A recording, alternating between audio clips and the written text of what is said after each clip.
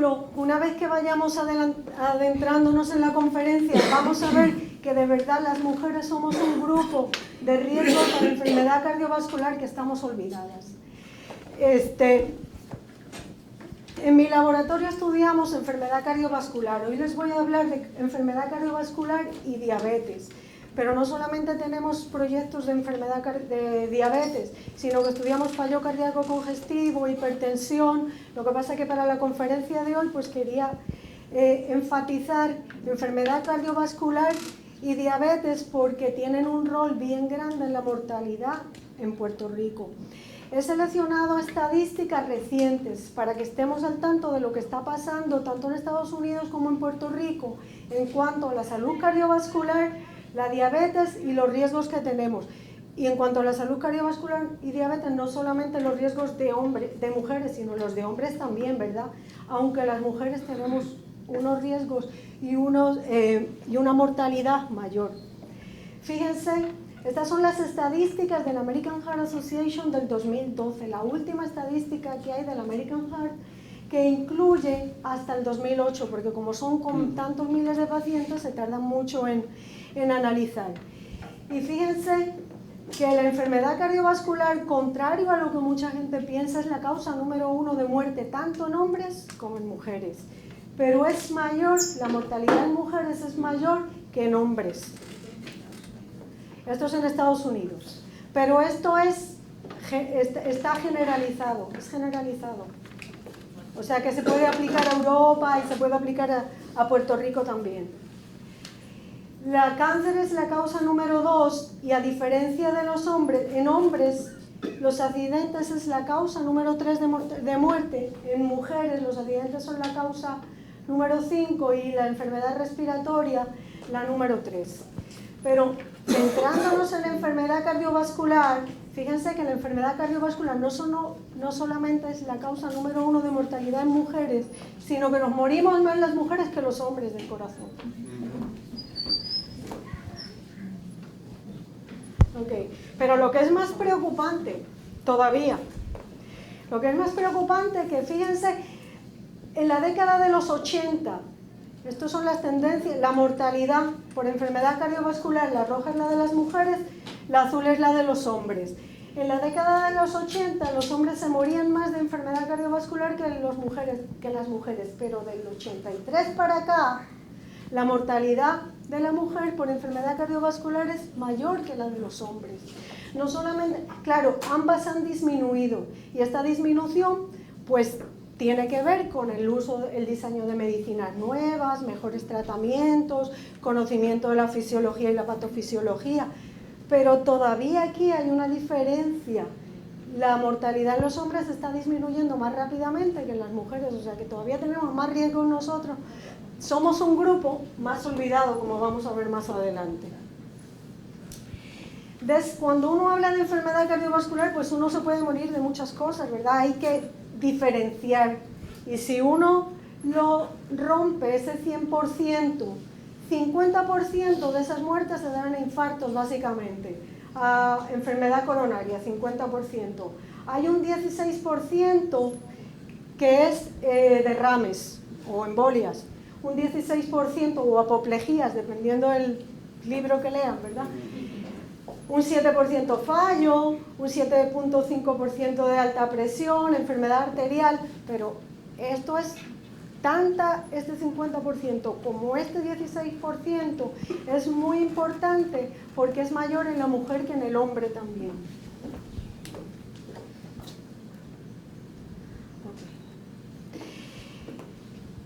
Esta es la gráfica de este año, o sea, esta salió en Circulation del 2012, o sea que es lo más reciente, que hay de la comparación por edades, por grupos de edades, ¿verdad?, entre la prevalencia de enfermedad cardiovascular en mujeres y en hombres. Fíjense que en las edades jóvenes, pues el hombre tiene más enfermedad cardiovascular, 14% versus 10% básicamente en la mujer, y que de los 40 a los 60 años básicamente se igualan. Esto es un poco diferente a lo que habíamos dicho, que cuando la mujer pierde el estrógeno, hasta ahora, pues cuando la mujer pierde el estrógeno en esta edad, aumenta la enfermedad cardiovascular, se igualan. Y en algunas condiciones, como vamos a ver más adelante, aumenta. Pero a medida que vamos envejeciendo, la enfermedad cardiovascular es más prevaleciente en la mujer que en el hombre. También la expectativa de vida de la mujer es mayor que la del hombre, por eso es que en esta zona aumenta significativamente. Ok. Lo que sí quiero que se fijen es en esta diapositiva, y es la prevalencia de stroke, la prevalencia de derrames por edad. Fíjense que en la edad tan productiva de 45 a 54 años, la edad que incluye la edad cuando la mujer pasa a ser menopáusica, ¿verdad? La incidencia de stroke en las mujeres se dobla comparando con la incidencia de los hombres, o sea que en esa condición el estrógeno juega un rol preponderante, y es bien importante que se tenga en cuenta cuando se va a tratar a una mujer. Estas estadísticas o estos bullets o puntos que tenemos aquí son también de los puntos importantes que el American Heart quiere que que los médicos y los profesionales de la salud tengan en consideración ahora mismo. Esto es tan reciente como del 2012. Más de 1 de cada 3 mujeres adultas tienen enfermedad cardiovascular. O sea, eso es un número grande, ¿verdad? Si aquí somos unas cuantas, más de la tercera parte tienen algún tipo de enfermedad cardiovascular. Y desde el 84...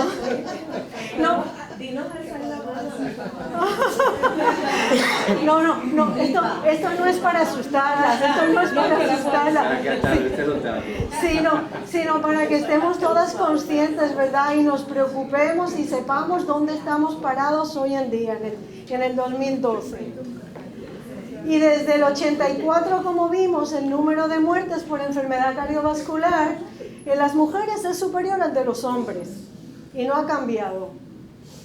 Y aproximadamente hoy en día viven y son para Estados Unidos, ¿verdad? 7.5 millones de mujeres tienen enfermedad coronaria. Y de estas mujeres, 64% que tienen 45 años o más, que se mueren súbitamente, no habían tenido ningún síntoma. Se murieron y no tenían ningún síntoma. Ok, y de las mujeres de 45 años o más que sufren un infarto de miocardio, 26% mueren versus 19% los hombres. Vamos a ver ya mismo por qué. O sea, que el que te dé un infarto y seas mujer es un riesgo. La razón es porque lo más probable es que te atiendan de una forma diferente cuando llegues a la sala de emergencia. Y más mujeres también tienen angina de pecho que los hombres, de 5 millones las mujeres versus 4 millones los hombres. Y como dije en la diapositiva anterior del stroke, ¿verdad? 55.000 mujeres tienen stroke más que hombres. Y la mortalidad es 60% para las mujeres y 40% para los hombres. O sea que no es para que nos asustemos, pero la realidad está ahí. O sea, y la realidad es tan patente que en febrero 22 de este año, del 2012, el US Today sacó un artículo comentando un artículo que había salido en este mes de febrero del Journal of American Medical Association. El Journal of American Medical Association sacó un artículo analizando 1.1 millones de pacientes.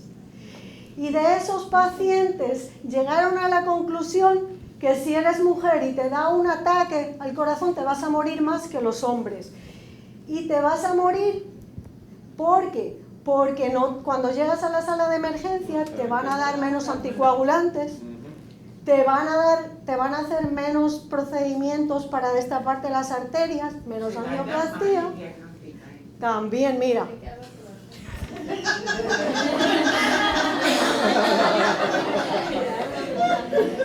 y van a recibir menos cirugía. Y esto no es una leyenda urbana, esto es analizado de 1.1 millones de pacientes. Y se llegó a la conclusión que debido a todos estos delays en el tratamiento, 15% de las mujeres que tienen un ataque mueren en el hospital comparado con 10% de los hombres. Claro, esta la saqué de otro sitio, del Journal of American College of Physicians. La puse porque es que esto es un hecho que ya se está reconociendo en toda la literatura médica. Y se reconoce en la literatura médica desde que los escandinavos, aproximadamente en el 2003, que tienen una medicina más socializada o más pendiente de todos estos efectos, empezaron a publicar todas estas diferencias en la presentación de las condiciones cardiovasculares en los hombres y en las mujeres, que son diferentes, como dijo la doctora Delia Camacho. La presentación de un infarto en un hombre es totalmente diferente a la presentación de un infarto en una mujer. De hecho, hay un paper, hay una serie de literatura que analiza que principalmente esto sucede porque cuando la mujer llega a la sala de emergencia, los médicos no saben reconocer que tiene un infarto, porque a lo mejor tiene vómitos, o a lo mejor le duele la quijada, o le duele la espalda, y esas son manifestaciones de infarto en una mujer. O piensan que simplemente es histérica, y que tiene mucho estrés, y entonces miren lo que hace. Se queda ahí mientras todo el mundo va a atender al hombre que tiene el dolor de pecho. Ok. Y definitivamente la muerte por enfermedad cardiovascular es la número 1 porque hay muchos riesgos, tenemos muchos riesgos. 90% de los pacientes que tienen una condición cardiovascular tienen al menos uno de estos riesgos, si no tienen más de uno. Y tengo la diabetes aquí en roja porque en Puerto Rico tenemos un problema bien grande con diabetes, ¿verdad? Y en Estados Unidos, de los 18.3 millones de norteamericanos que tienen diabetes, 10 son mujeres. O sea, más de la mitad son mujeres. Las vas a ver ahora. Ok. Fíjense la prevalencia. ¿Cuántos en Estados Unidos? Esto lo saqué, lo copié del CDC. Son las estadísticas últimas del CDC del 2011, que son las últimas que tiró el CDC. 8.3% de la población tiene diabetes en Estados Unidos. Y quiero que se recuerden de ese número, porque vamos a ver en Puerto Rico qué pasa. Estas son las estadísticas del CDC de Puerto Rico. Y en Puerto Rico es aproximadamente entre un 11 y un 12% de la población adulta tiene diabetes. Si lo llevamos a números reales, más de 350.000 adultos tienen diabetes aquí en Puerto Rico. No solamente eso, que si esos 350.000 pacientes que tienen diabetes los dividimos por edades, fíjense que la edad productiva, una edad productiva es 45 a 64 años, hay entre 170 o 180.000 personas que tienen diabetes. Esto no está separado por hombres y mujeres porque básicamente aquí es igual. La incidencia es tan grande y la prevalencia es tan grande que estadísticamente no hay mucha diferencia significativa. Pero casi uno habla de diabetes como pacientes que se mueren de diabetes, pero es que los pacientes no se mueren de diabetes. Los diabéticos se mueren de enfermedad cardiovascular. O sea que una cosa que hay que controlar en los diabéticos es la enfermedad cardiovascular. Más del 60% de los diabéticos tienen hipertensión y esto es más notable todavía en las mujeres que en los hombres.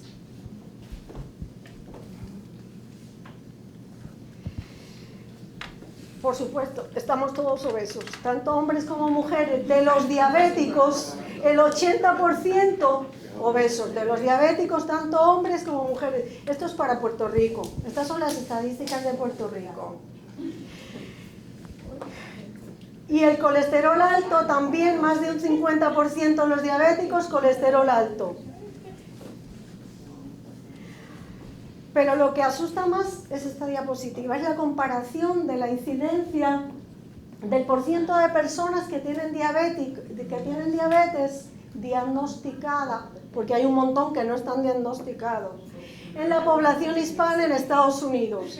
Mientras que dijimos que la población americana promedio tiene un 8.3%, en Puerto Rico es 11.2% y contando, ¿verdad? 11.2%, mucho más alta que los mexicanos, mucho más alta que el grupo hispano en promedio y mucho más alta que los cubanos. O sea que fíjense lo importante que es el tratamiento y la concientización de la diabetes aquí en Puerto Rico, porque estamos diciendo que el diabético se muere de enfermedad cardiovascular y va a tener una serie de comorbilidades que van a empeorar su condición. Ok.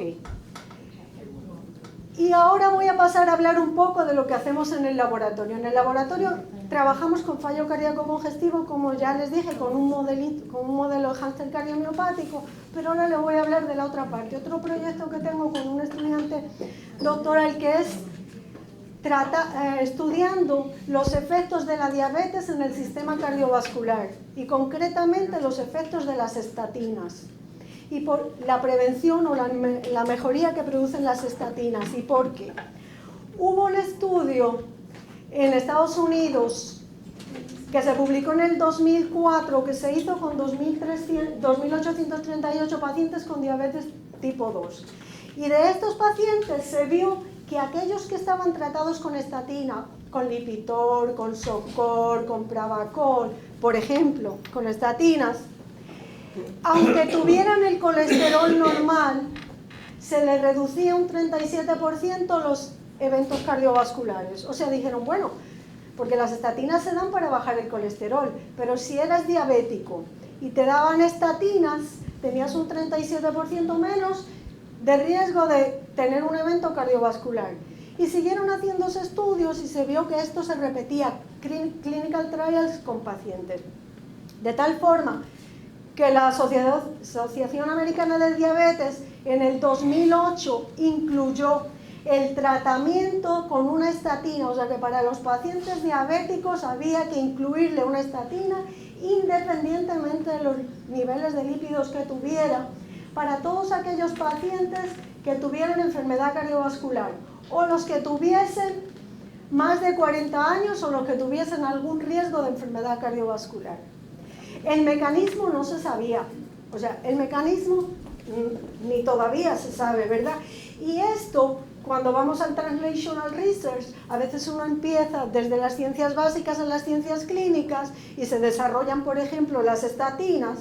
Las estatinas se desarrollan con experimentos en animales, en ciencias básicas, van al tratamiento de los pacientes, pero luego en los pacientes se ve que hay unos efectos que no se explican. Y entonces volvemos, como las flechas son bidireccionales, como decía la doctora, volvemos a las ciencias básicas. Y entonces, como no sabemos por qué está ocurriendo esto, y uno quiere averiguar por qué es que está ocurriendo esta mejoría, pues entonces tenemos que pensar en volver a hacer experimentos con animales. ¿Y por qué? Porque nosotros queremos entender los mecanismos por los cuales está sucediendo eso, porque fíjense que las estatinas están promoviendo una disminución en enfermedad cardiovascular. Si tú sabes el mecanismo, puedes desarrollar también otras drogas que te ayuden a disminuir la enfermedad cardiovascular, número 1. Y número 2, porque en el mercado hay un montón de estatinas. ¿Son todas igual de eficientes mejorando tu enfermedad cardiovascular o hay alguna diferencia? Y tratando de contestar estas preguntas, pues volvimos a los experimentos y diseñamos un proyecto, ¿verdad? Y este proyecto es para tratar de contestar esas preguntas. En este proyecto que estamos haciendo actualmente, estamos comparando los efectos de simvastatina, atorvastatina, que es Lipitor, y pravastatina, que es Pravacol, en el sistema cardiovascular de las ratas diabéticas, para dos cosas. Número 1, para elucidar o para averiguar el mecanismo por el cual tienen efectos beneficiosos, y número 2, para comparar cuál es el efecto de cada estatina, cuál es más potente, mejorando el sistema cardiovascular. Ya llevamos años trabajando con ratas diabéticas en otros proyectos, ¿verdad? Estamos utilizando el modelo de diabetes inducido por estreptozotocina, se le inyecta estreptozotocina, se destruyen las células beta del páncreas y a las 24 horas la rata tiene diabetes tipo 1, igual que un paciente. Hiperglicémica, hipoinsulinémica y tiene glucosuria y pérdida de peso. Este modelo representa muy bien el diabético tipo 1 o el diabético tipo 2 descontrolado, ¿verdad? Y nosotros, claro, uno no empieza los estudios de la nada, uno empieza los estudios pues porque tiene ya publicaciones, ya ha hecho trabajos que tienes un background en el cual vas a seguir trabajando.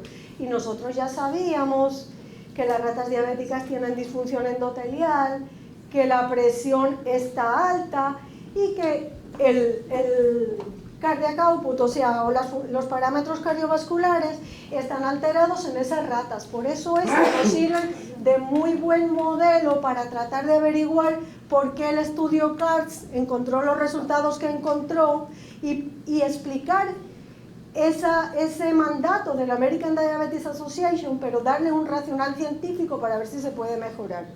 Y se diseñan experimentos en los cuales se tienen ratas diabéticas, se tratan con las estatinas, otro grupo no se trata con nada, y se tienen ratas controles, se tratan con las estatinas y otro grupo no se trata con nada. Nosotros las hacemos diabéticas, las dejamos diabéticas sin tratar, sin poner insulina durante un mes, y se estudian los parámetros cardiovasculares al mes. Claro, durante ese mes pues se saca la glucosa, se le determinan los niveles de glucosa semanalmente, y estos son los grupos de ratas diabéticas, que la glucosa está entre 400 y 500, un diabético tipo 1 o un diabético tipo 2 descontrolado. Los controles tienen su glucosa normal, el peso se les determina, el peso se sigue semanalmente, los controles pues siguen aumentando de peso, los diabéticos aumentan pero muchísimo menos porque no tienen insulina. Y una de las cosas que determinamos es la presión. Tenemos aquí la ratita, se le pone el cup de presión en el rabo y se determina la presión para ver. Esto es un registro típico de presión, ¿verdad? Se parece a los registros de un humano. Y eso se hace para ver si las drogas tienen algún efecto en la presión o no. Fíjense que las ratas controles tienen una presión normal, pero las ratas diabéticas sin tratar son hipertensas. Y tratamiento con cualquiera de las 3 estatinas mejora o baja la hipertensión. No lo lleva a nivel normal, pero la mejora. Y las 3 estatinas significativamente son iguales. O sea, no hay diferencia en ese parámetro entre las 3 estatinas. Otra cosa que uno tiene que hacer, no solamente la presión, sino cómo está la función cardiovascular. Cómo está el heart rate, cómo está el ejection fraction. Las ratitas están vivas, solamente están ligeramente anestesiadas. Y al rato se despiertan. Aquí le hacemos un eco, ¿verdad? Y con el eco uno averigua si estas estatinas tienen alguna diferencia o no. Este es un eco típico de una rata control versus una rata diabética. Fíjense que un solo mes de diabetes descontrolada hace que el corazón se dilate y que aparezca cardiomiopatía dilatada. Fíjense el tamaño del ventrículo, esto representa el tamaño del ventrículo izquierdo versus la dilatación que hay en el tamaño del ventrículo izquierdo en la diabética. Eso quiere decir que ese corazón no está funcionando adecuadamente, se está dilatando y no puede contraer al ritmo que necesita para suplir sangre eficientemente. ¿Ok? Cuando uno determina el ejection fraction, o sea, la cantidad de sangre que sale cada vez que el ventrículo se contrae en la ratita, pues uno se da cuenta que las 3 estatinas, las ratas no tenían hipercolesterolemia. O sea que tiene que haber un mecanismo diferente por el cual están haciendo esto, ¿verdad? Pero las 3 estatinas aumentan el ejection fraction, que está bajado en las diabéticas versus las controles. Y no hay diferencia entre ellas. Sin embargo, el volumen en mililitros de sangre que ese corazón es capaz de expulsar cada vez que se contrae, atorvastatina, o sea, Lipitor y Socor, son mucho mejores que Pravacol. Pravacol es diferente. No mejora significativamente, o sea que ya ahí estamos empezando a ver que no todas las estatinas son iguales, ¿verdad? Lo mismo sucede con el cardiac output, que es la cantidad de mililitros por minuto que el corazón puede bombear a los tejidos. No es tan efectiva pravastatina como atorvastatina y simvastatina. Creo que me pasé de tiempo, ¿verdad? Pero ya acabo rápido. O sea, que si vamos a ver qué sacamos de esto originalmente de estos experimentos, pues que la administración de estas estatinas está mejorando la condición cardiovascular en las ratas diabéticas y está bajando la presión y aumentan la fuerza de contracción o por lo menos el funcionamiento del corazón. Por lo tanto, uno cuando tiene esos resultados tiene que pensar, dar el próximo paso, irse a los mecanismos. ¿Qué mecanismos pueden estar envueltos?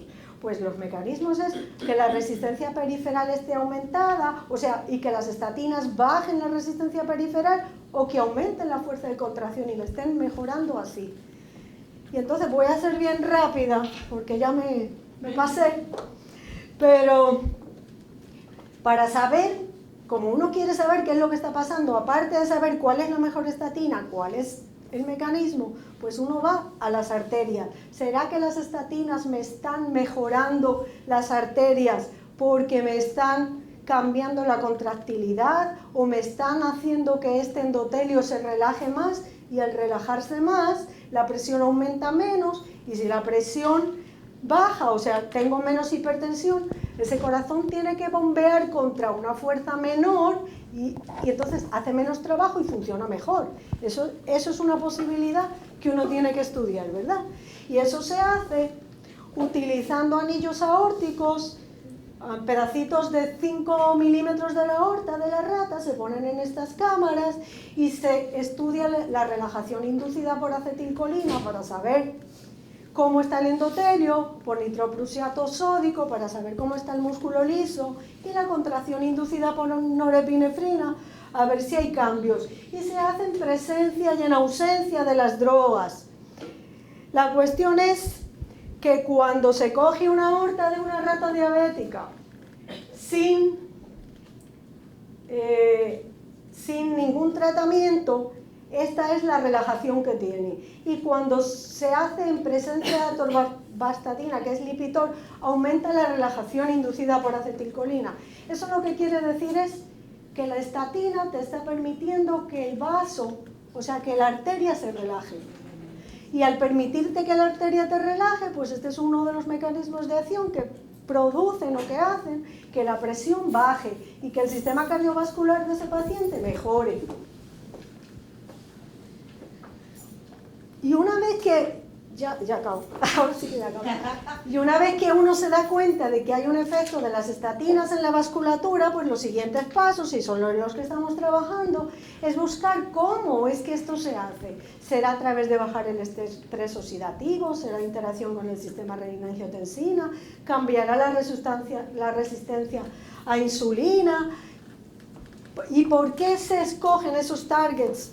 Porque se sabe que en diabetes, como hay mucha glucosa, hay poca insulina, esa glucosa no puede internalizarse. Entonces esa glucosa sí sufre una serie de cambios, igual que el metabolismo celular, y se produce activación de una enzima, que es la NADPH oxidasa, que produce mucho estrés oxidativo y radicales libres. Ahora que los radicales libres están de moda, ¿verdad? Y todo el mundo toma antioxidantes. Diabetes es una de las condiciones, igual que envejecimiento, que se sabe que hay sobreproducción de radicales libres con todos los daños que causa el estrés oxidativo. O sea que en esas estamos ahora, ¿verdad? Evaluando cuál es el efecto de cada una de las estatinas en el estrés oxidativo, si las tres sirven de antioxidante igual o una es más antioxidante que la otra. Y la otra cosa es si el efecto antioxidante, bueno, es que ya sabemos que son antioxidantes, ya esto ya lo tenemos hecho, lo que pasa es que no lo pude poner porque son tantos datos.